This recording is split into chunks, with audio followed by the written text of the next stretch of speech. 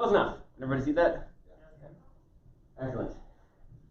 Big hand for our AV crew, which is me. All right. Well, thank you so much for coming today, everybody. We are doing a panel called Ending the Story.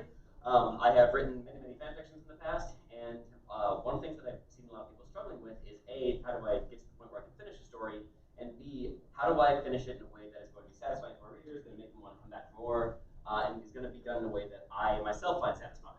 So today we are going to check two earlier late. We're good, and we're going to just kind of talk through kind of how I approach the process and give you a few different tips and tricks. If you don't know me, my name is Syntax. I've been writing fanfics. I've got over 500,000 Morse words in particular. I self-published my own book, Sensation, on which you can read free on fanfiction. If you came to the guest of honor script reading yesterday, I wrote that. And I also wrote JavaScript, and I've been a volunteer in the Midwest MLP community for quite a while. I've been programming director, I was vice chair for MLP MSP, and now I'm a community guest, so that's where we're at. Can you all hear me okay, or should I try to use the mic? You're fine. All right. Really close to your mouth. It's not even on. All right. So with that, let's start. This is from my story Sensation. It is just the phrase, a little greenhouse in Appaloosa. I originally wrote this line in February of 2014. This line was published on FanFiction in October of 2017. I did a lot of planning ahead, as you can see, and as you can probably tell if you're decent at math, that is a 3.5-year gap. 3.5 years is a long time to work on a project. A lot of people, struggle keeping things going, but having the ending in mind and using the tips we're going to talk about today is a really, really clear way to help get you there, to make sure you don't get lost, to know that you have something that you are continuously driving forward. So, what are we going to talk about today? We're going to start off by talking about just definitions, making sure we're getting everybody on the same page. A lot of it's going to probably seem like review, but there's a few things that I want to make sure we all are using the same vocabulary for.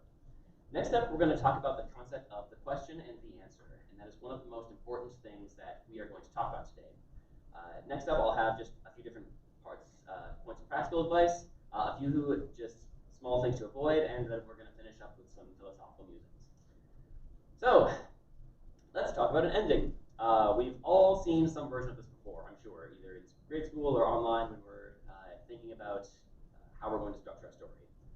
This is just the basic story structure. You've got an introduction. The world is normal, everything's great. There's an inciting incident. Suddenly everything's not great. Oh no, rising action. Hey, it's most of the book. There's a climax, and then there is the resolution where things return to whatever is the new normal. Pop quiz, when we talk about the ending, what are we talking about in relation to this graph? Resolution.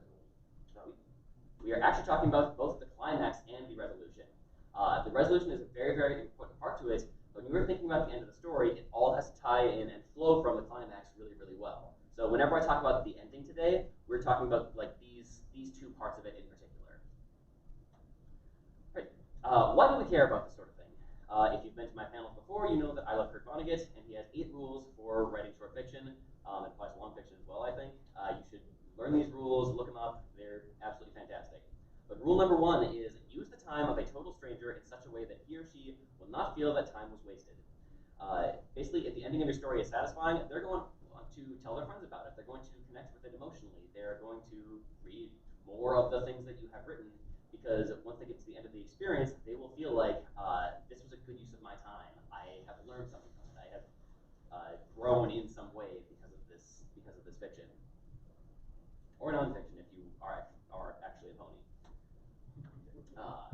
So, what is a climax? Climax is the most important part of the story. It is where the big question gets answered. Foreshadowing, foreshadowing, foreshadowing. And the biggest part, one of the biggest things about the climax is something important has to change. This is something that I see a lot of new authors especially struggling with, is figuring out what's supposed to happen in the climax. It's not just that, okay, the hero defeats the villain and that's it. If you just do the action piece of it, it can leave your story feeling hollow. You need to have something important changing, usually internally with the character themselves. They need to grow in some way. They need to be a different character than when you started out.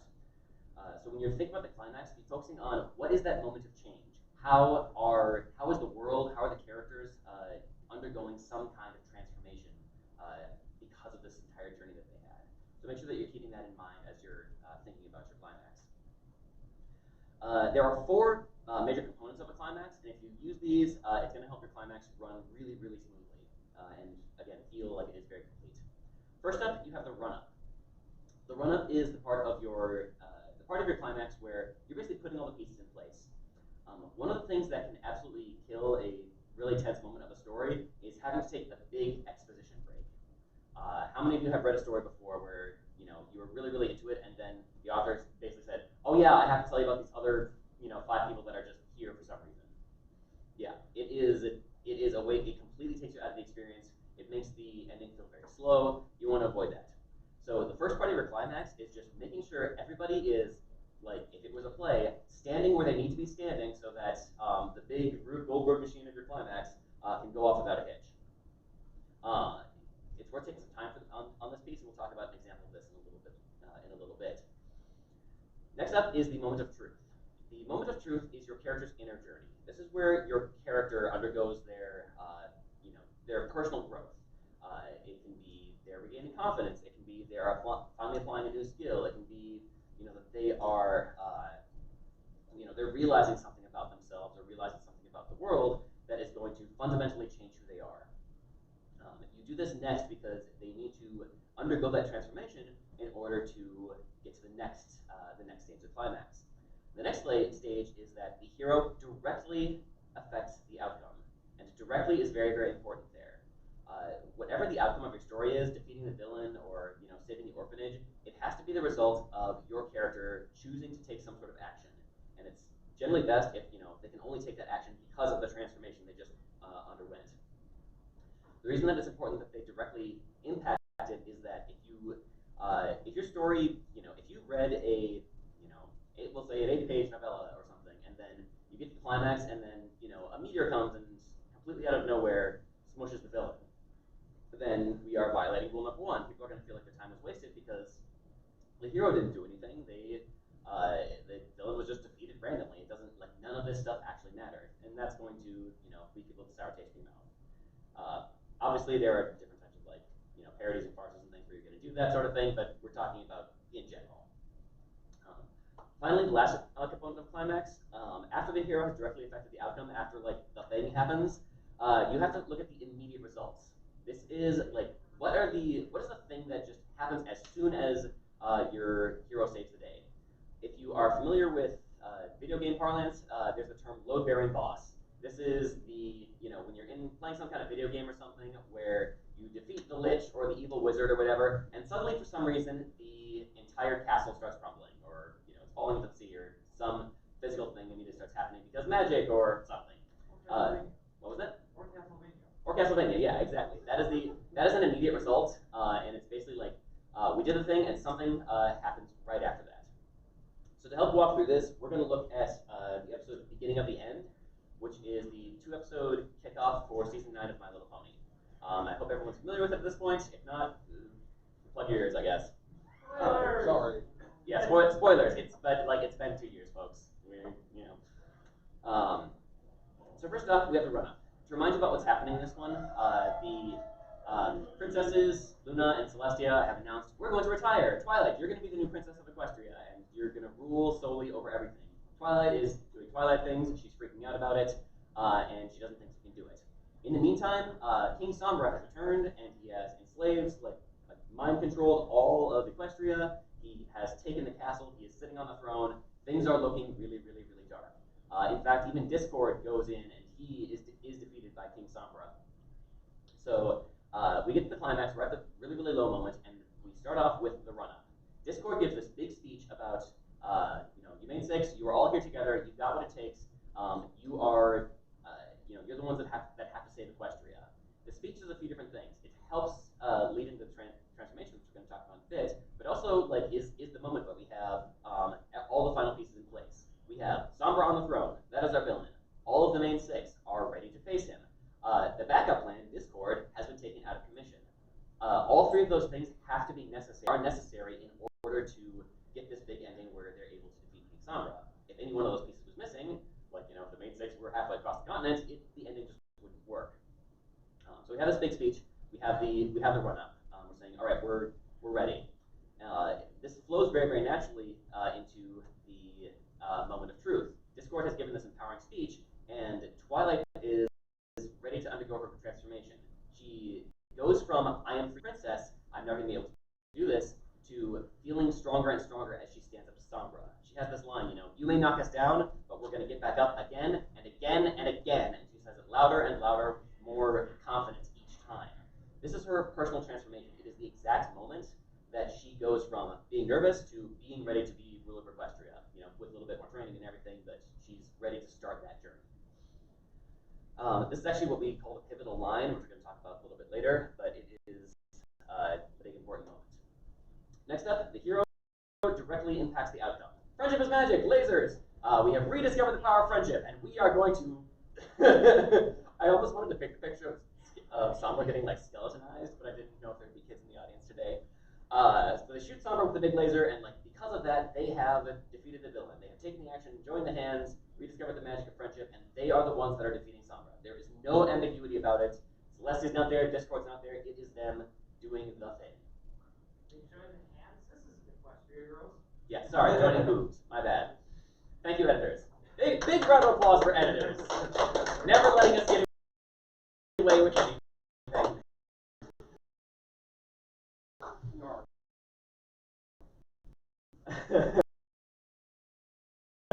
Until we see the wave of, and all of it back to their senses. Apple Bloom moves a little bit slower, but we're not going to falter for that.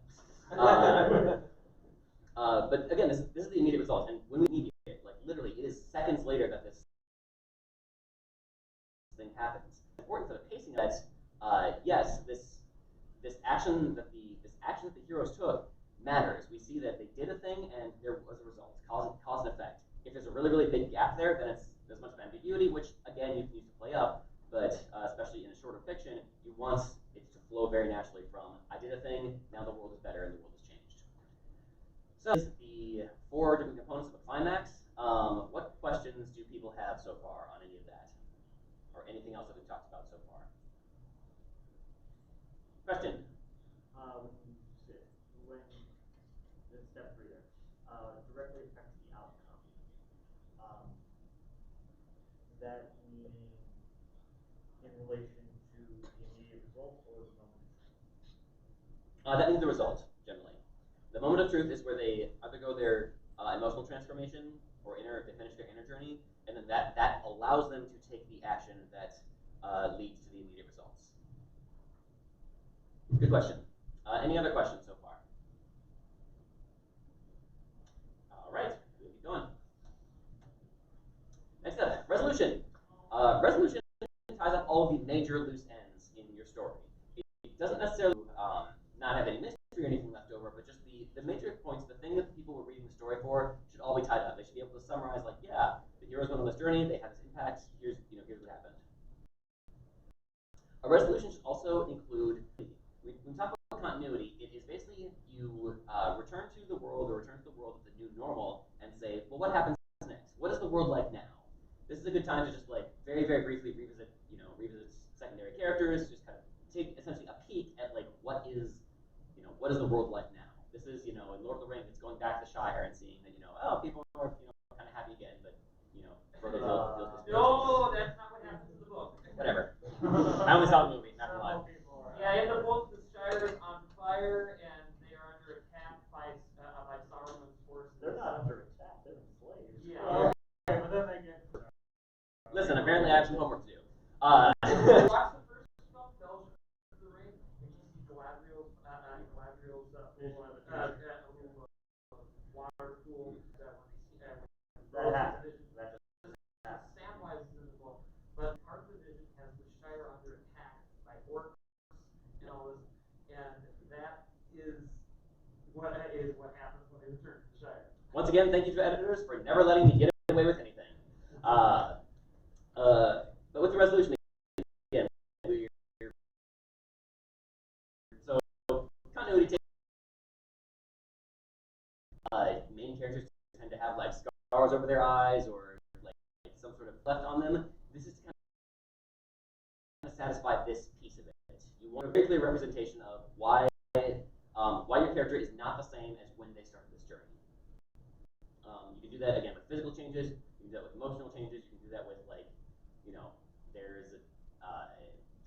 different piece of clothing that they wear. There's lots of different ways you can do, but just something to show that when your readers picture this character in their head, it looks different from when this character started.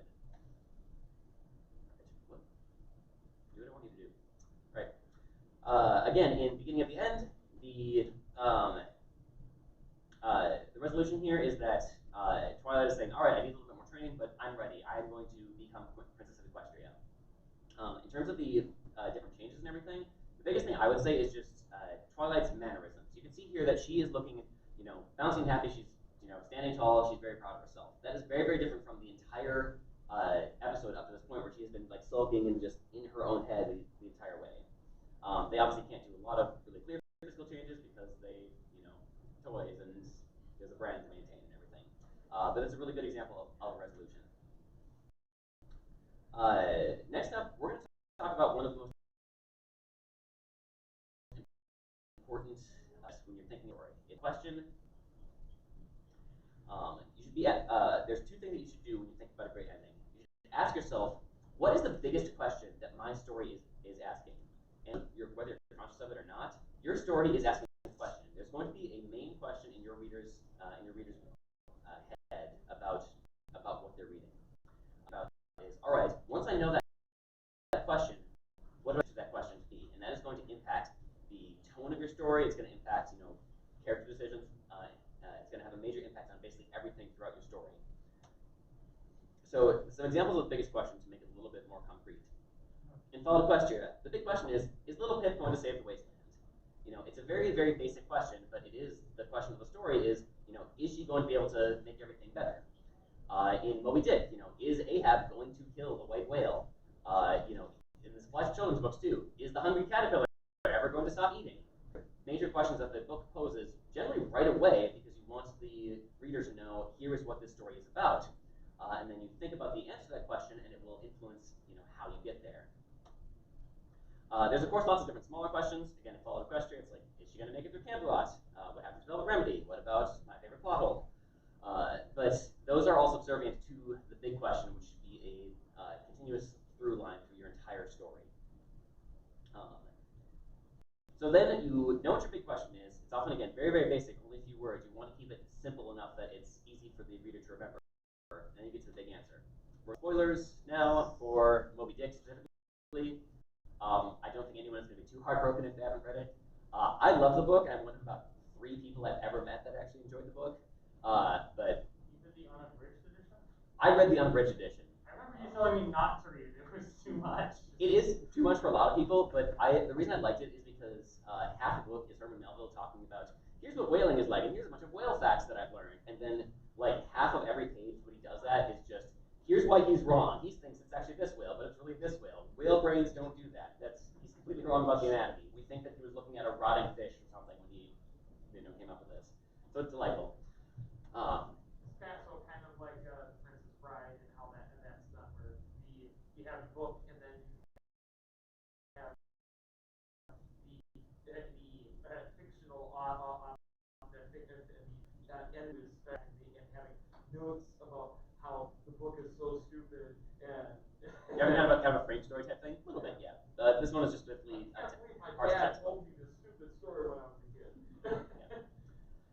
So in Moby Dick, the basic story is this: Captain Ahab is a whaler. He goes and murders whales for a living, but there's this great white whale who bites off his leg, and Ahab is very, very angry about this. So Ahab wants to kill the white whale to get revenge on it.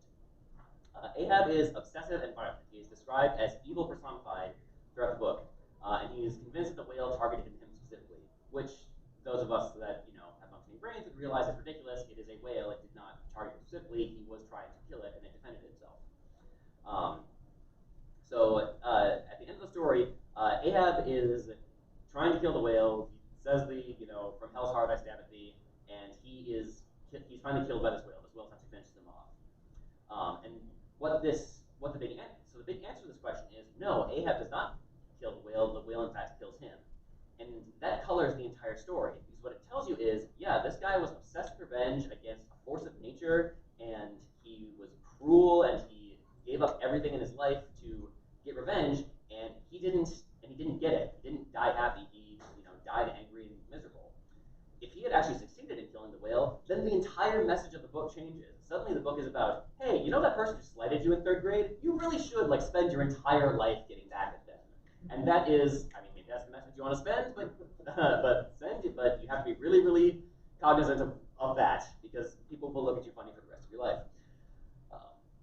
But that's an example of the big answer, because the way that you answer the question is going to impact how readers interpret everything in your book. Your number one goal as an author is to make the big answer make sense. When people get to the end of your book, you want them to say, yes, this makes sense. I see how this character has grown.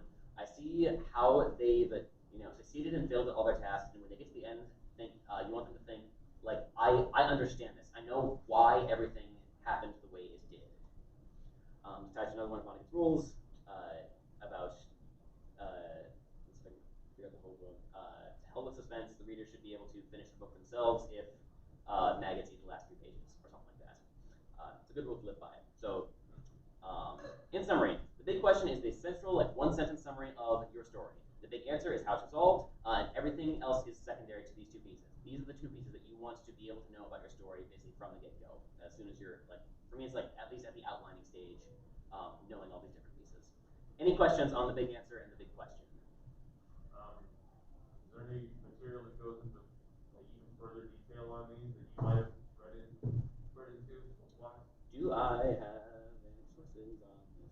No, this is based on just like a bunch of Googling and like things that I remember from various literature classes and things. If you look up just writing tips, big answer, big question, you're gonna find some funny stuff though. Yep, no, good question. I need to cite my sources better. Yes. How do you find yourself resolving if you know what you want to get to, you just don't know how you want to get there? How, if you have the big answer, but you're struggling with the big question? If you're struggling with the big question, then you don't really know what your story is about at all. So you're saying like you know what you want, you know what you want to happen. Your character your character wants to change the world a certain way. The question is how are they going to do that, or are they going to do that? And just basically how do you get to they are doing the thing. We're going to talk about that actually here in a little bit. It's a good question. Next up, we're going to get some practical advice. Actually, is that the very next thing? Yeah. So one of the things that I like to do is I like to write the resolution first in my stories. Back at the beginning, you saw, I wrote the little greenhouse in Appaloosa. That was to give me a target. I use the archery metaphor here because it is really difficult to shoot archery accurately if you are shooting at an invisible target. By knowing where you want your story to end up, kind of like you were saying, if you know what you want that big important moment to be, if you want to know how your character changes or achieves victory, it lets you know, like, here is where I eventually have to get to, and then you can work backwards to get there, and I'll kind of step through how to do that. One of the things I've also done in some of my stories is to write multiple endings.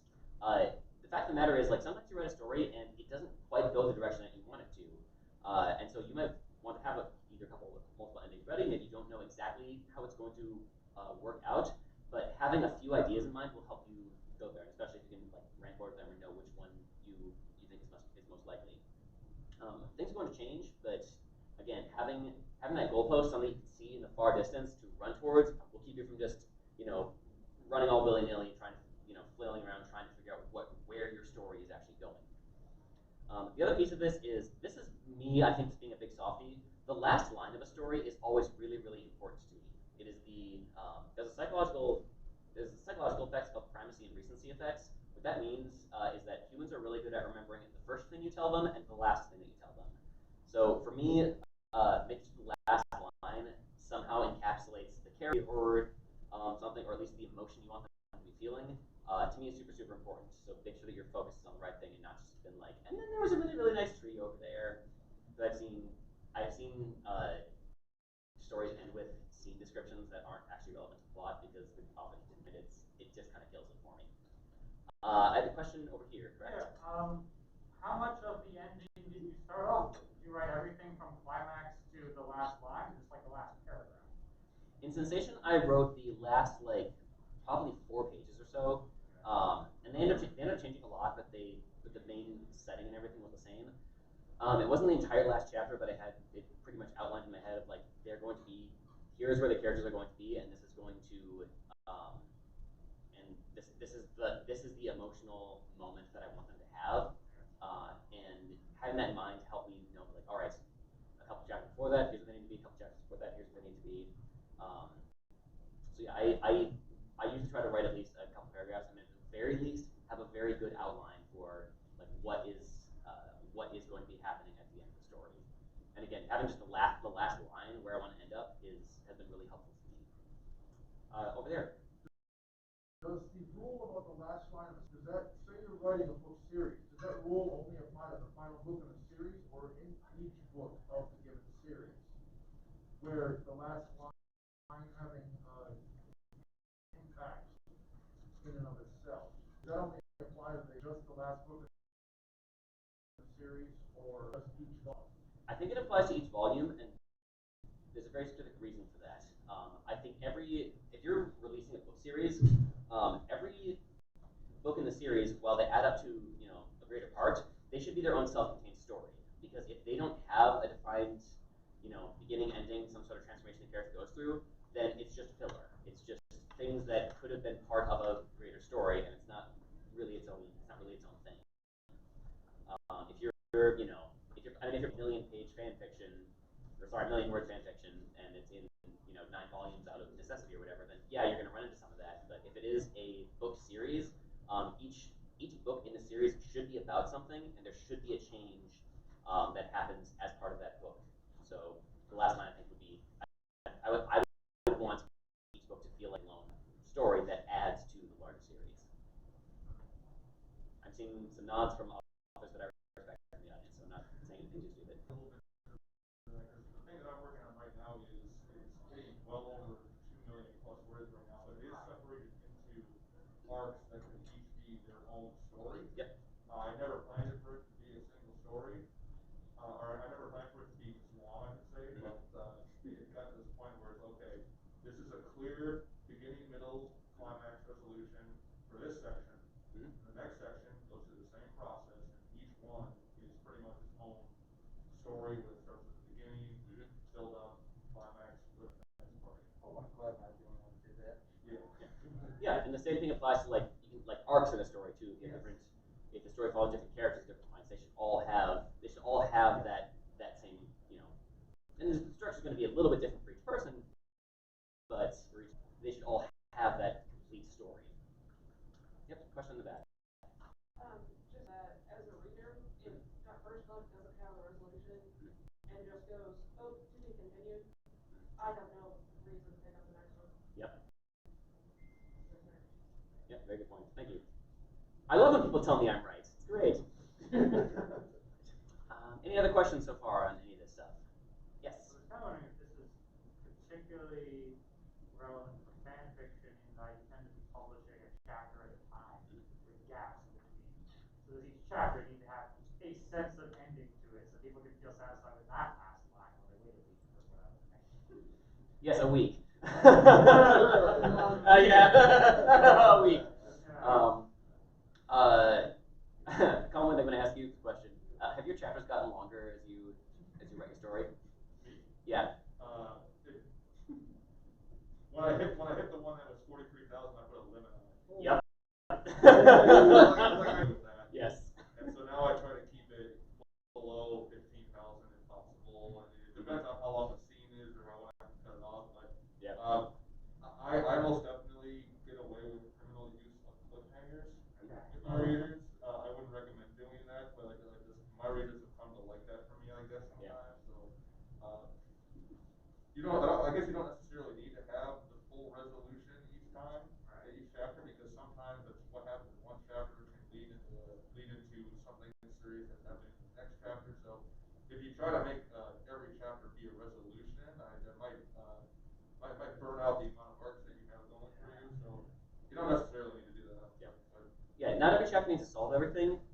Every chapter should result in some kind of change, and sometimes the change is a new location, or a relationship has changed with one of the other characters. But a chapter should, every single chapter, or basically any unit of a story, like every scene as well, something should evolve as part of that scene. Or again, it's just filler, and again, people are going to feel, if you don't do that, people are going to feel like this is just all over the place. Exactly. It's the what's the quote? It's like every sentence should either reveal character or move the plot forward. Don't pull it Tom Clancy and spend 5 pages describing what it does not want to do.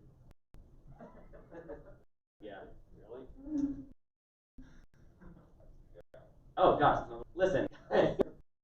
Yeah, every sentence should do one of two things: reveal character or advance the action. So, all right. Let's keep going just to make sure there's time for everything and questions at the end. So, looking at another season 1, episode 2 of My Little Pony. I hope everyone has gotten at least this far in the series. Convention, like I rest. Too soon. Too soon. It's killing me. Did they actually save Equestria? Bam! You said it. You said the thing. Can Twilight save Equestria? That is the big question. You got it. 10 points. The big answer is yes. They're going to save it with the power of friendship. Hooray! They're going to. It's obviously going to save it with power of friendship because that's the name of the show. Luna is saved with magic rainbow lasers. Yay! And Celeste decrees that Twilight is going to continue her friendship studies in Twilight. This is a level of here. It's going to. There's going to be a question, and we talked a little bit before about continuity. Your friendship studies in Ponyville, and that is the setup. That is the setup for the series. As part of that resolution, because those first 2 episodes, they could be a complete story. You could make a movie out of them by connecting with that little piece that is going to come next. In thinking about kind of the emotional piece of where we are at the end of episode, one of them is relief. Relief is the release of tension. We were tense. What's going to happen to Nightmare Moon? Is she going to be saved? Is she going to be murdered by the friendship laser? No. So we realized, okay, yeah, no, this is going to be a very earnest show about friendship, helping people feel better about themselves. And that was one of the great things about the show. They set that tone very, very, very early. That it's incredibly earnest. There's some of the G1 stuff on there saying Twilight shoots a laser at the yeah. Yeah. I love the G1 movie because the main character's contribution to it, what's her name, Megan? Yeah, like Rebecca Shoycat as Megan's only has fake fingers.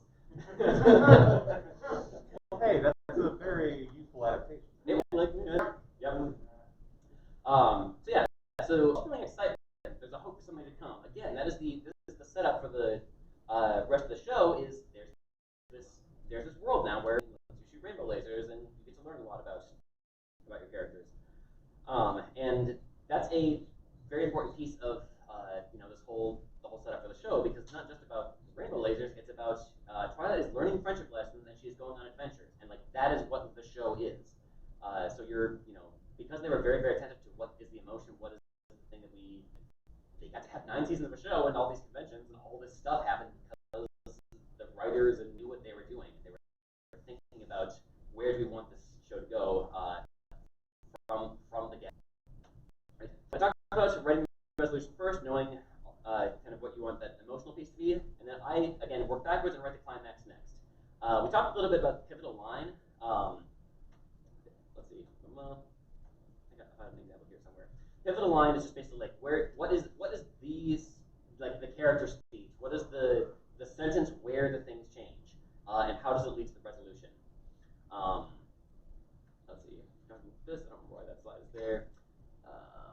So the pivotal line in that episode is, I felt it from the very moment I realized how happy I was to hear you, to see you, how much I cared about you. This happened to our new friends.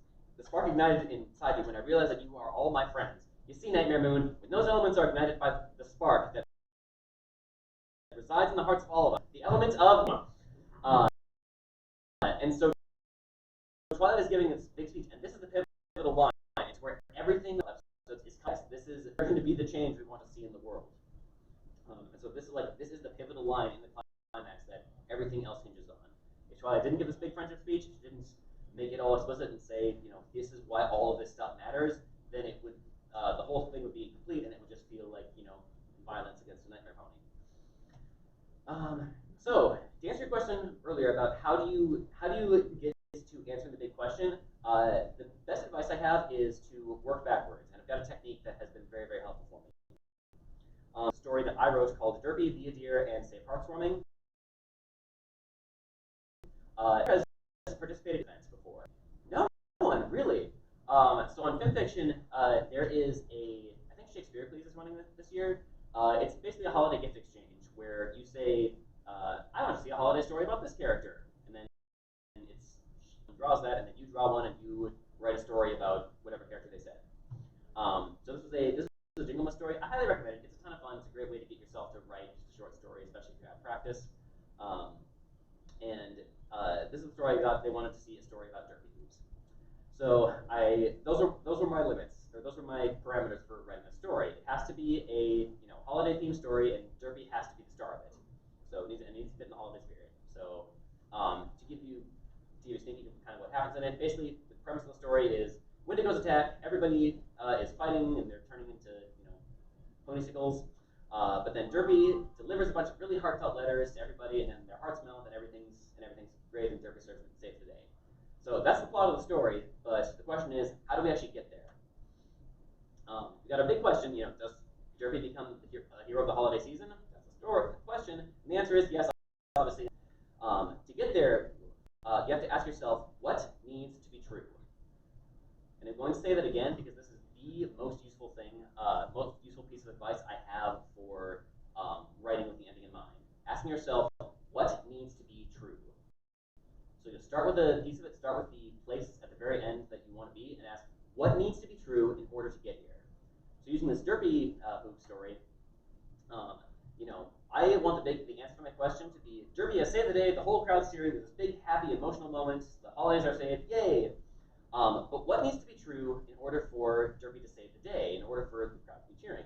Well, Derpy has to actually do something to do so, and what is Derpy good at? Well, she's good at delivering mail. You can argue she's not actually good at delivering mail, but that's her thing, or one of her things from the show.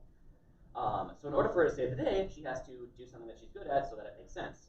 Well, what has to be true for delivering mail to be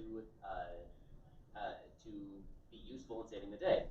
Well, what does delivering mail do? It makes ponies happy. Okay, so we work backwards to she has to make ponies happy for some reason in order to save the day. What needs to be true for making ponies happy to be the thing that saves the day? Well, the show has given us the Wendigos. It's this, there's these big ice horses that freeze you if your people are mean to each other. So we now work backwards to, all right, now we know what the conflict is of our entire story.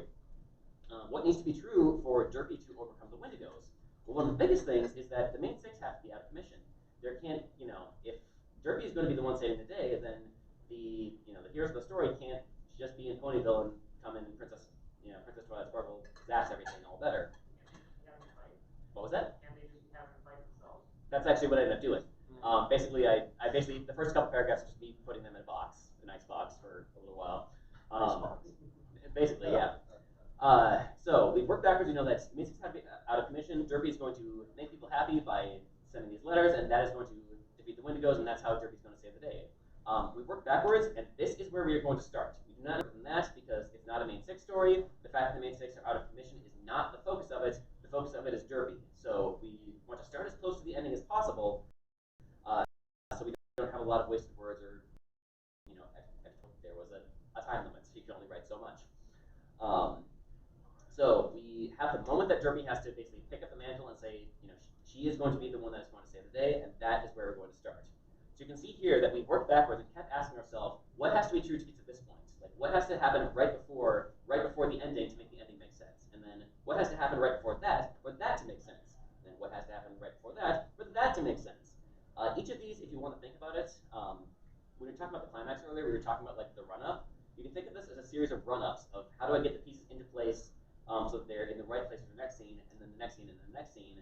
And by working backwards, you can break that down into just one step at a time, so it's not so overwhelming and trying to plan out the entire story. Does that help at all? Hooray! Let's see. Any questions on this technique or how it works or anything? Cool. Question? I had a possible question. I don't know if it was a metaphor, or it had to have been a metaphor based on the story. How did, in this story, what did Derpy do or how were the main six put out of commission? How do you manage something like that? Is it as simple as saying they're in the Crystal Empire or something, how did you put the main six out of commission in this story so Derpy could be the hero? In this one, they were having a fight. They got caught up in that. I specifically set this at the one of the Hearthstone specials where the episode starts with like everybody running into Twilight's castle and doing the decorating and everything. The reason is that they were setting up for that, and they all were super stressed, and so they started fighting. Okay. So just their emotions got the better of them, and they became affected by the winning. exactly, which totally you could totally see happen in the story because they're not perfect. Work in progress, etc. All right. So when you're working backwards, you can also do something really cool called seeding. It's an extension of this what needs to be true. Seeding is like, what does the reader need to see in order to believe that this can really happen? This is where you just like plant little ideas in the reader's head when you've gotten back to the beginning of your story, thinking like, all right, what would be really nice to put into the reader's head so that when I remind him of it later, it doesn't seem like I just pulled it out of thin air. The reason that it's called seeding is because it can often be really subtle and small, but it's going to grow and grow more and more and matter later, much like a seed does. Another example in my story Sensation, Soren he's a career-threatening accident near the end of the story. In order for that to make sense, not just feel like I'm, have a similar injury. If you know anything about sports injuries, these things compound over time.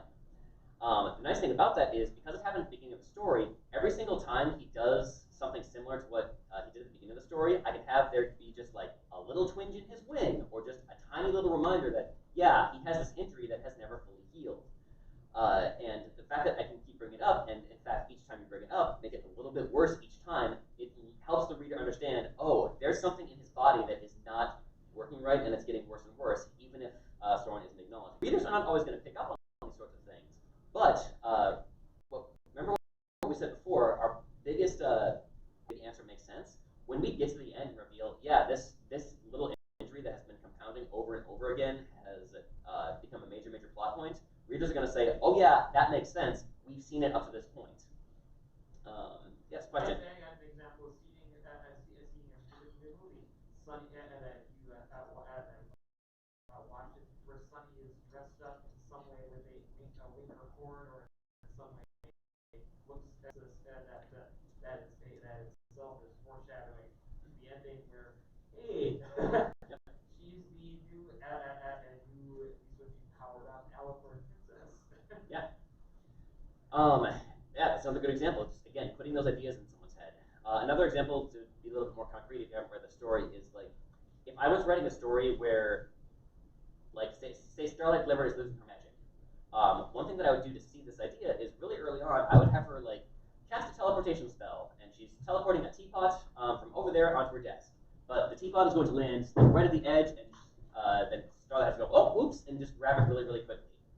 It's the sort of thing that you could say, all right, maybe she wasn't paying attention. She just had to grab it quick. Everybody makes mistakes. But then if you do something similar to that again, like she casts a color changing spell to make the curtains she tries to make it into purple polka dots, and they turn into red and blue polka dots.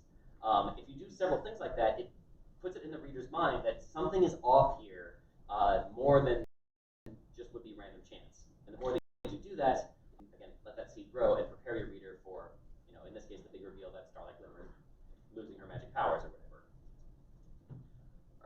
All right, let's see. The other important thing about seeding is that it allows you to save time at your ending. Again, we're focusing on endings here, and when you are writing an ending, you want things to move along fairly quickly, because if things stall out, it gets really boring. There's going to be some spoilers for Avengers Endgame, so, again, cover your eyes if you don't want to see it. We're in the endgame now. Exactly. This is the Avengers Endgame. So there is a really cool moment in Avengers Endgame where there's Mjolnir. It's the hammer. I don't remember if Mjolnir might be a different hammer. There's the hammer of Thor, and Captain America grabs it, and we've learned Captain America is worthy of the power of Thor. It's really yes, so like it's really cool if you see a video of it in theaters. People are always cheering like, this is super cool. He's got Thor's hammer. It's really cool. But this moment happens. What do the characters say about it in the movie? Basically nothing. It is this really, really big culmination, like emotional moment of seeing that Captain America is worthy, but they have seeded this idea of the hammer only picks worthy people, and Captain America was able to move it a little bit early on, like many, many movies ago. He was able to, and they've had this conversation about worthiness so many times that when the thing actually happens during the big climactic fight, they don't have to spend any time on it. You just see it, and the audience goes, "Ah, the thing! I know what's going on here," and then you can move on. It feels like it's the completion of a story without having to spend too much visual time, or in the case of writing it, too many words on making something seem like it makes sense. Yeah, everything's already been set up. You can just revel in, yeah, this is awesome for a couple of moments, and then move on with, I knew it. And then the only thing that is said about it, and then it's the characters primarily. If there are secondary characters that are really important, stories are going to have wrapped up before, because secondary characters will bog down the ending of your story if they pull too much focus.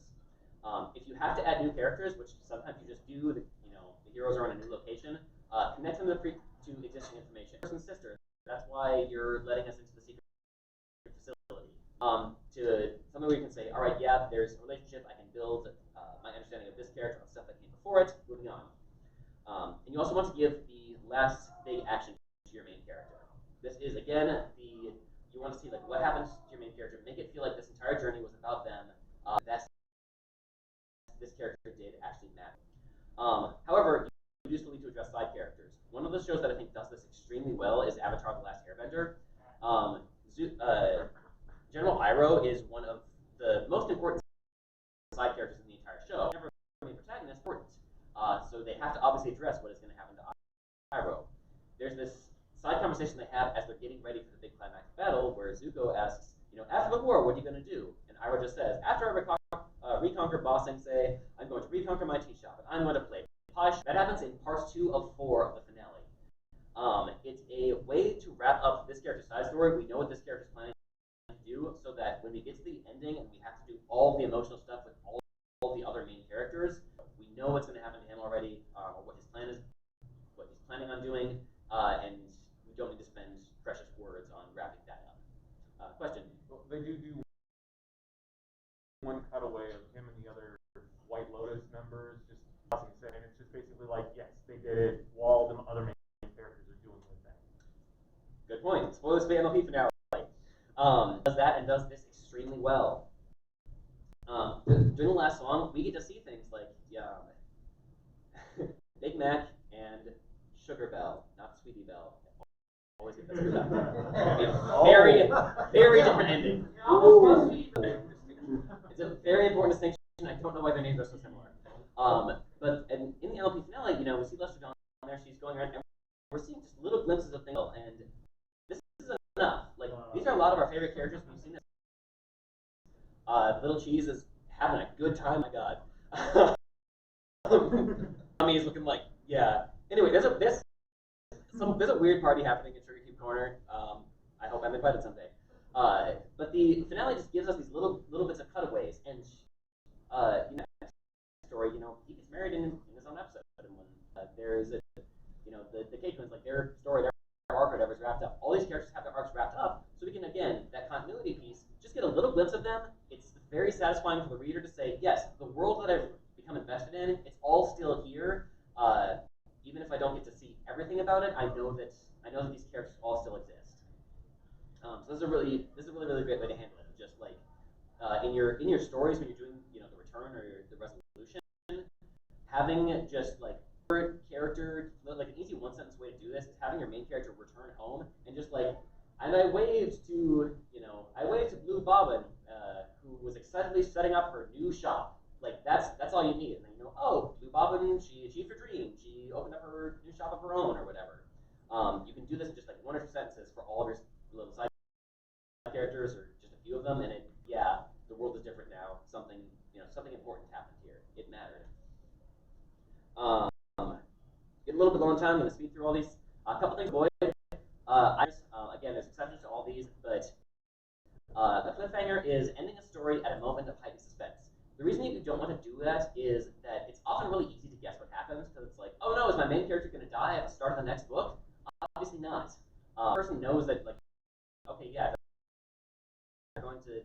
together because otherwise there's no resolution. It makes readers feel talked down to.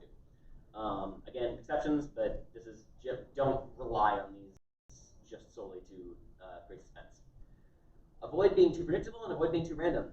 Completely predictable endings are boring. Completely random endings mean nothing in the story matter. I'm a dungeon master. One big piece of advice I have is try to control the big things, but let the little pieces and things be chaotic in between. Avoid keeping everything. We talked before about writing your resolution first, doing those last few paragraphs.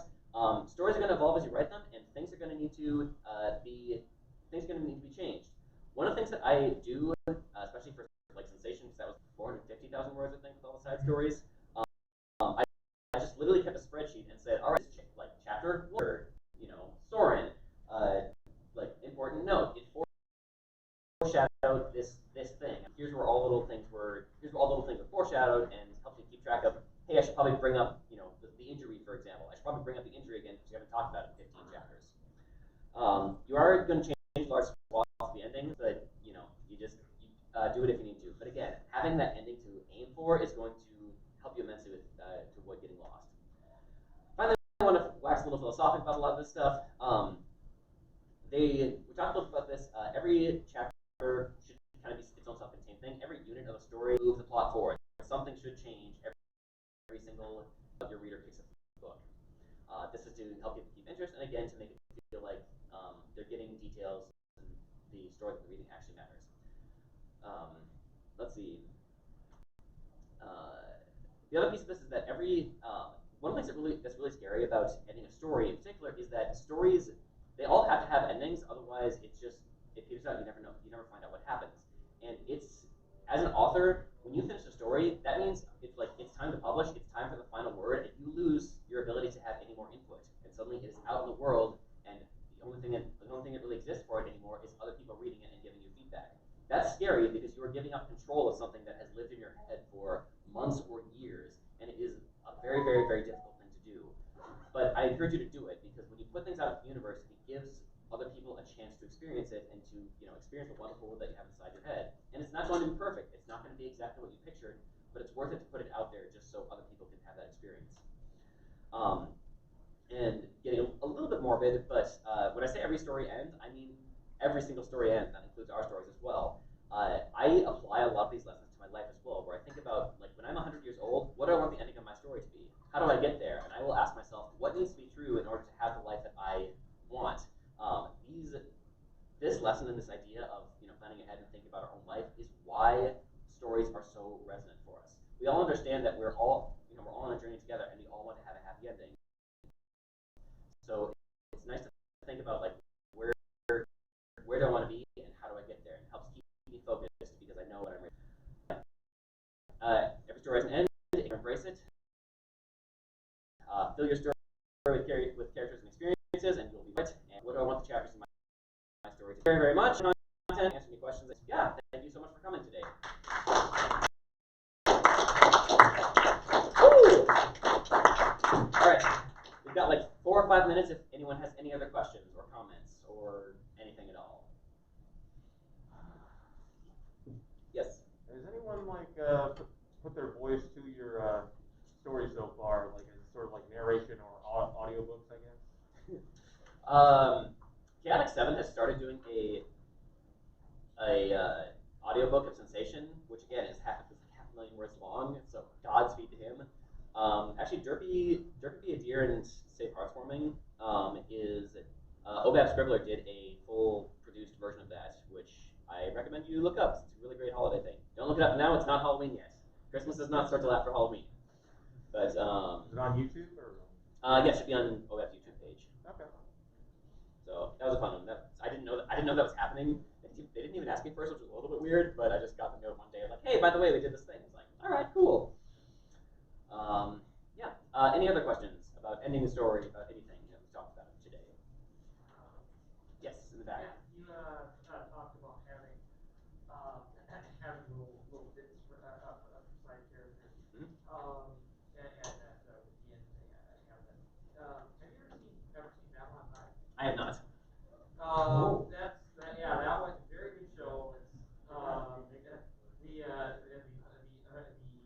version you're going to be seeing has been cropped, unfortunately. It's the only one that's out there now. Anyways, so this 5-year arc has all these side characters and subplots. There's political and personal and intrigue. There's all sorts of stuff going on set in space station. And that the whole thing that there are ultimately 3 wars that are all brewing that in this period of time: the Civil War, invasion, and old gold from a long time. So does it end up being a good example, do you think, or is Well, it or a counter example? Well, I'm saying that in this particular context, it has all these moving parts to it, all these characters. In the last, and at the end of the series, what they end up doing is having a flash forward, where they look in the future, examining the events of what happened then, and so we have little tidbits of where these particular things that you just don't have time for, and this was kind of these characters are good, it was the main thrust of it, but where that went over there, and just a little bit of closure on that, but minor detail on it, and just that, Yeah, flash forwards I think are a really excellent, they're a really excellent tool. The super ham-fisted way to do it is the like 1980s movies of just like freeze frame, you know, Dingle, Winkle, and Harvard, and then go to the next one and freeze frame. Like that's the really ham-fisted way to do it. But stuff like in the MLP finale, where it's I think a cleaner way to do it, while something else is going on. Luster Dawn is having her own story, and you get to see all those little flash forwards. So yeah, all right. So Babylon 5 might be a good example for how to do this. Just one part of it where there's a part where they're talking about through all the 5 years of a soon to come up conflict between the telepaths and the normals, and it never happens in the 5 years.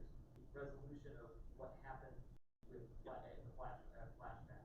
Awesome. And okay, so these characters, a little bit what happened to them and what happened to them.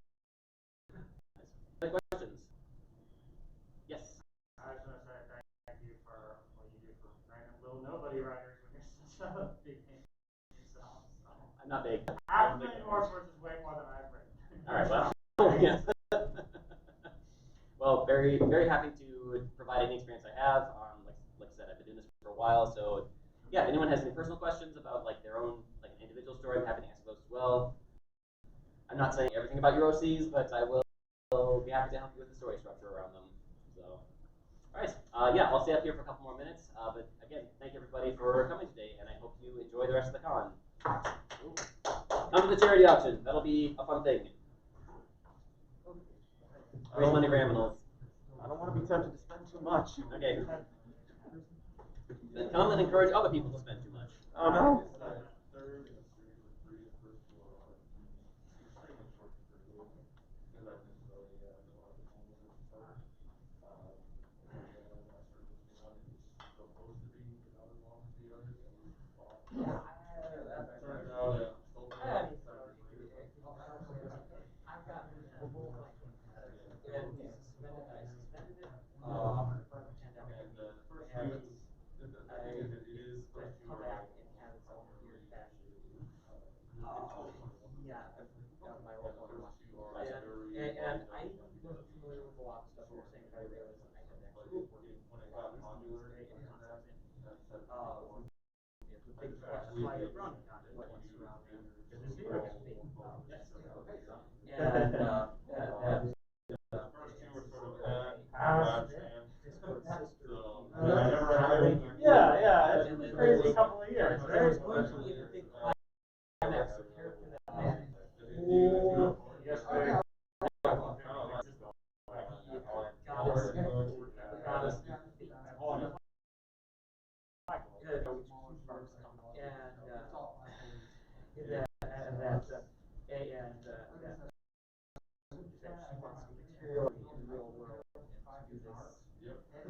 So it's like when you not only for them, I feel you there. and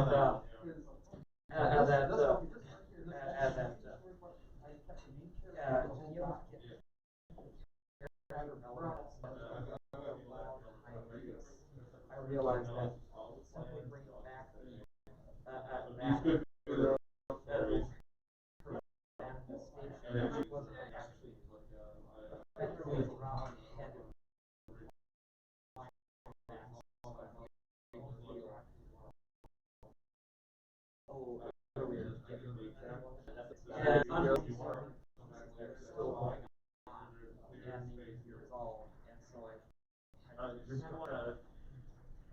And the I'm just trying to look at a long form fiction writers, any and it's been a suggestions while on since how to I've have that? reading on fiction. This whole thing was really awkward for me, but I realized it was the only way to she's do a big this fan of that relevant.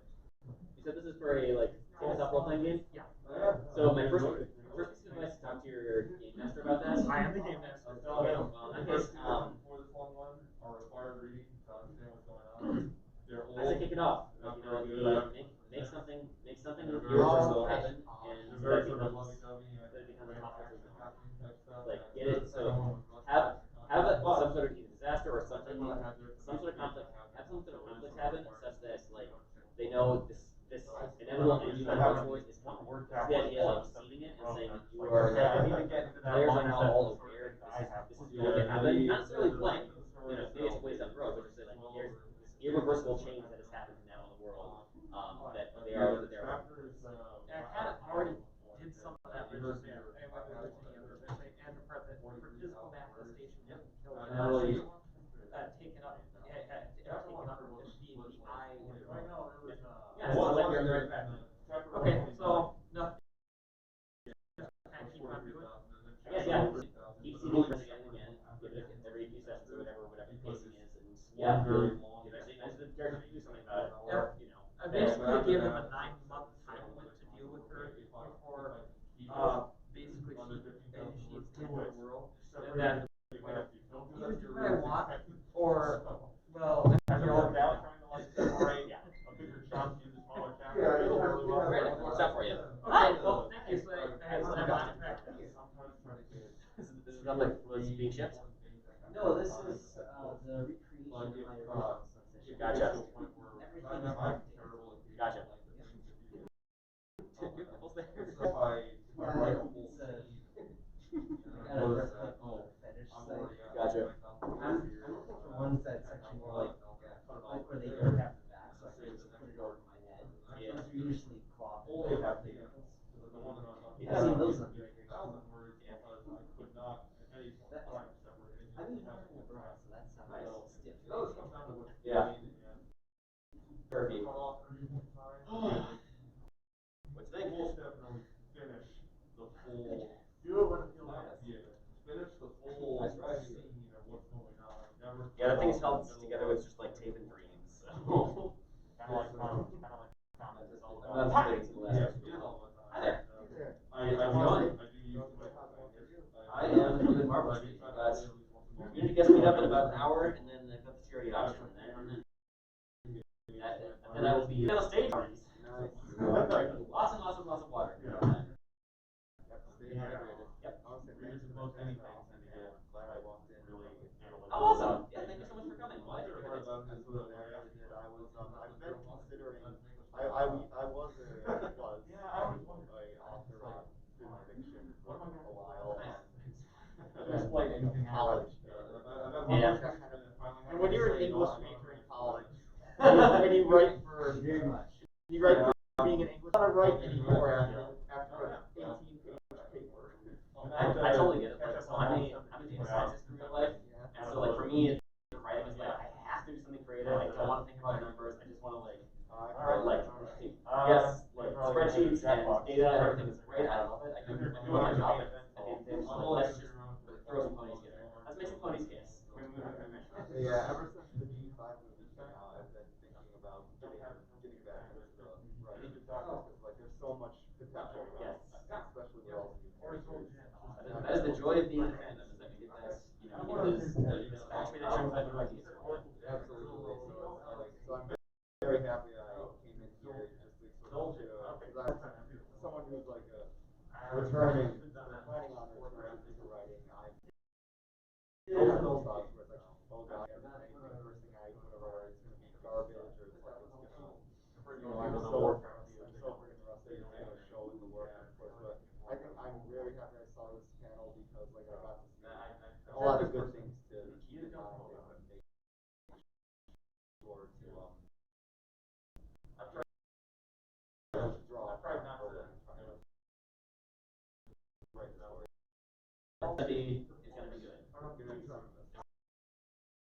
Gotta finish it. This guy. Very, very although we're gonna finish in the band. Well, The fight. Funny story I ever wrote, it ended up being 25,000 words, and this was after like several years of creating master's doors. I wrote a lot in high school, but then I got to be overwhelmed with all the and then poems. Anyway, that first story, it's not my parents' skill level, and the way I do it is I'm never going to take it out, I'm never going to delete it, because that just having that first story and finished at that length, at that point in my life, that's a huge accomplishment. So that's more sentimental than. Well, I mean, yeah, save yourself. He's gone. Yeah. Comes back. Yeah, it's not Actually rewrite it at my current level and put it up. Stealthily change it. The past never happened. I'm in control of my life. Not really. That's never happened. Just get it to where I. Get it to where it is. How you got where you are now. Yeah. Did I say anything too stupid? Oh. Awesome. In the years Excellent. since, I've gotten a lot better at description. Well, it's just like I do this research and I'm like, man, you give advice. I was like, I only have one experience in coffee. I do like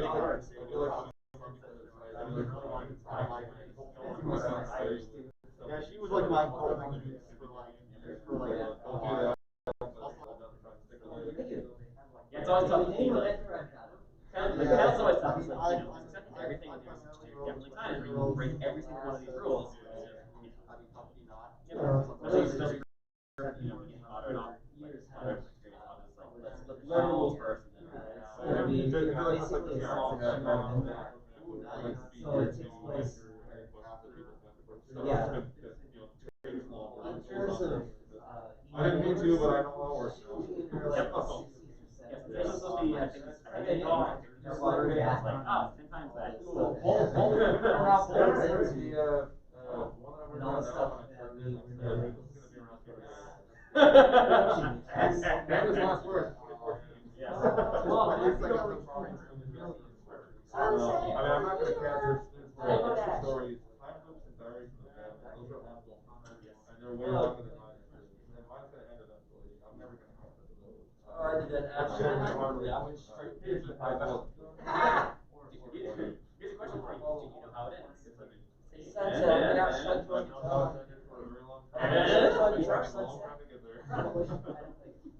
very long time. My brother's actually got the rocks. Yeah, sorry about He got that. Jingleness. MAS. I think it actually just opened up this weekend. So yeah, that's a. Yeah, like sort of PM members will be able to post something and they will. So he actually got title. set piece. I like these lines. It's like do it. It's a great way, especially because like you're making a gift for somebody. You're just like, I have no idea. well, so good. I recommend someone on the door. It's just fun thing, and it's a holiday stories with one. Sort of a mishmash of his Sky Suits and stuff.